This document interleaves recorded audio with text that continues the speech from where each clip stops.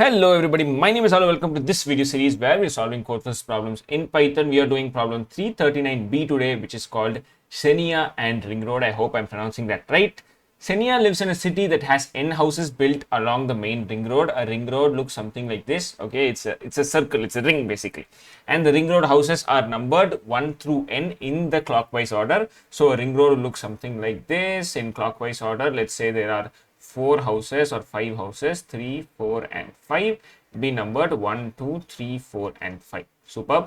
What else is this question telling us? This point is very important. The ring road traffic is one way and is also clockwise. So there are vehicles in this ring road and the vehicles can only travel in the clockwise direction. Xenia has recently moved into the ring road house number 1. Okay, Xenia is this. Here is Xenia. As a result, she's got m things to do. In order to complete the ith task, she needs to be in house AI and complete all tasks with number less than I. This statement is very confusing, especially when I first read this question. They're saying she has m things to do, she has m tasks ordered from I is equal to 1 to m, okay? And they're saying for every ith task, let's say she has 3 tasks like 4, 2 and then 5. In order to finish this particular task right here, she should have completed every task before it. That is what they're saying. This is what A of I is. Okay, I'm going to go ahead and erase this now. And let's go ahead and read the next line. Initially, Xenia is in house number 1 that they already mentioned. Find the minimum time she needs to complete all her tasks if moving from a house to a neighboring house along one ring road takes 1 unit of time. This 1 unit of time is also something that's very important. Let's say Xenia is in house number 1. She has to move to house number 4. She has to go to house number 2, then 3. So 1, 2 and then 3 to 4. Totally 3 moves she has to make. They're saying every move just takes 1 unit of time. So you don't have to do some fancy calculations to find out the time that's taken. It's just the number of moves that is needed here. And what is the number of moves in this particular case? It's 4 minus 1. That's all. 4 minus 1 will give you 3. Superb. Okay. What else is this question? That's it. They're saying the input looks like something. They'll give you n, the number of houses, followed by the number of tasks that she has. Then they'll give you each task. This list right here. This will be A, this will be M, and this will be N. A of I will give you that particular task. They want you to find out the total time it takes to complete all of these tasks. Let's go ahead and manually work out one example before formulating the solution for this problem. They've told that initially n is 4 and then m is 3, so that will look something like first house, second house, third house and fourth house. 1, 2, 3 and 4. By the way, Xenia can only move in clockwise direction because the traffic only goes clockwise, okay? And that is also something that we discussed. Initially, she's in house 1. She has to go to house 3 right here. Okay, she goes from 1 to 2 to 3. How many steps? 2 steps she has taken. Superb. Then she has to go from 3 to house 2. In the second case, she goes from 3 to 4 because it's clockwise, 4 to 1 and then 1 to 2.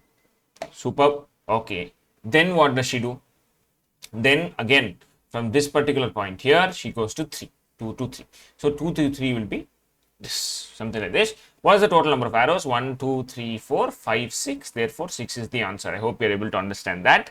At the same time, in the second case, she starts at 1, then she goes to 2, that is 1 step. Then she goes to 3, that is 2 steps. Then she remains in 3. So that will be no steps in that particular case. So we can say that 3, and we are using this subtraction operator, we can say 3 minus 3 will be 0, 3 minus 2 will be 1. So 1 plus, see, and this will be 1 initially. So 2 minus 1 will also be 1. So 1 plus 1 plus 0. Therefore, the answer is 2. Okay. How do you look at here? See, I have color coded in this particular case right here. Green is everything that is clockwise and red is everything that is anti-clockwise. So when you look at it, for clockwise stuff, you start from this particular point and then go to this particular point, okay? But in anti-clockwise, what you do is you start from this point and go to the maximum point, you go to n. In this case, n is 4. That is, you go from here to here, you have to go from here to here, reset, and from there start from scratch, correct? So firstly, we should count how much time. See, in this particular case, from 3 to 2, 3. This will be 1, 2 and then 3. There's totally 3 cases, right? So can we mathematically formulate this? That going from 3 to 2 should take 3 units of time. Okay. How are you going to do? We know n is 4. Initially, we have to go from this point, that is from here 3 to the n, right? Then we have to reset.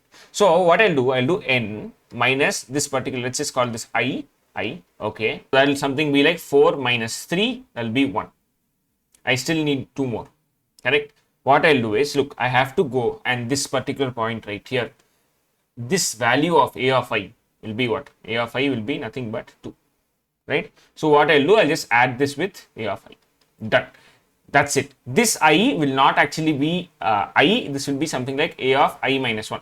That is, this will be the before value and this will be the after value. And all of this is nothing but intermediary values, okay? So this n minus a of I minus 1 plus a of I, or to make this even more simpler, what we can do is we can put this as n minus a of I plus a of I plus 1, okay? So in this particular case, this value 3 will be nothing but a of I and 2 will be nothing but a of I plus 1.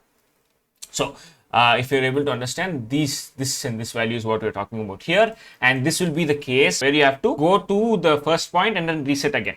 And when will this be triggered? Let's say, for example, we have again 4 things right here, and we have 1, 2, 3, and 4.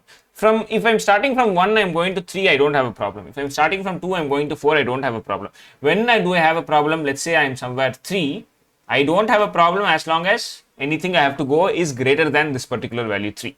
Else, what do? If something is lesser than this particular value, that is a of I, let's say this 2 is lesser than, in that case alone, I need to reset and come back, because it's a clockwise direction, right? So this case will be triggered when a of I plus 1 is less than a of I. Okay, in case it's equal to, you just stay there, it becomes 0. That's what happened in the second case. In this particular case alone, do this condition, else you can just subtract these two values, a of I plus 1 minus a of I. That's it. If you are able to understand what we're doing here, I recommend you to code this yourself. If not, let's go ahead and see how this looks like in code. Initially, let's go ahead and take n and m as inputs. So that will be list of map of n comma input dot r dot split. Let's just copy this line because we have to take a as input also. A is nothing but the task list. So we'll take task list and then call this a and then do the same thing. Now we have taken a list of space separated integers. Super. From now we have to go ahead and find out what is the time taken. So we can do something called time taken and let this be 0 initially. Next we have to handle the basic condition. Initially Xenia is at position 1, that is house 1. So what she has to do is from there she has to go to current house, right? And this part right here, in this case will be 3, in this case will be 2, but in every case that will be a of 0.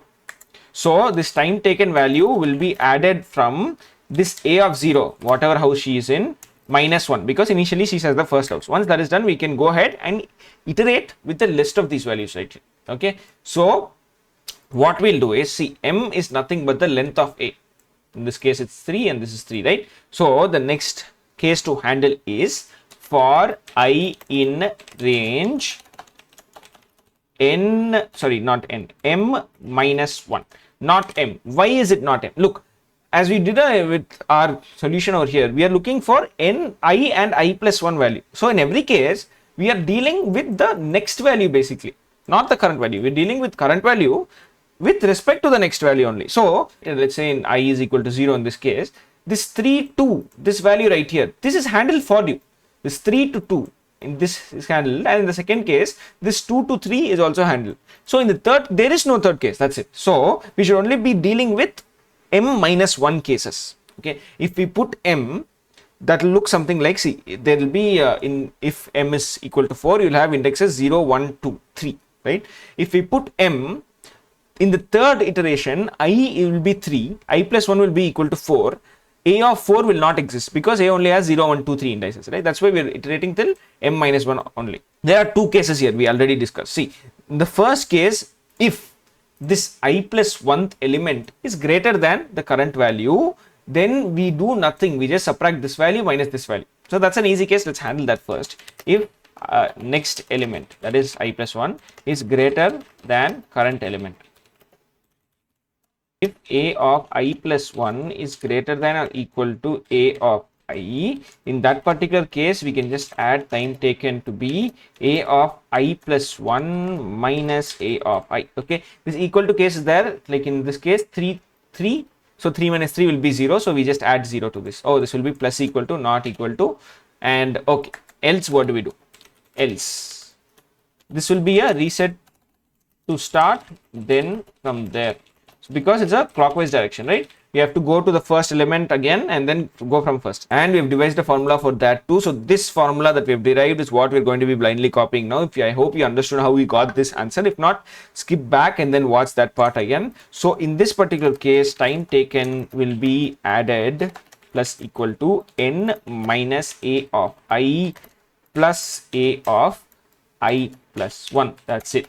This is the formula that we have done here. And once you are done, I think that's it, guys. We handle all the cases possible. We just go ahead and print time taken. Let me just run this code. You can see both test cases have passed. Let me just submit this in Codeforces as well, so that you know that this problem, the solution works, that is.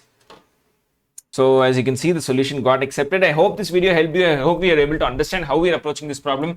If you have any alternative solutions, let me know down in the comments. If you have any questions, let me know down in the comments. I'll be happy to answer it. Thank you so much for watching. I'll see you in the next video. Until then, bye.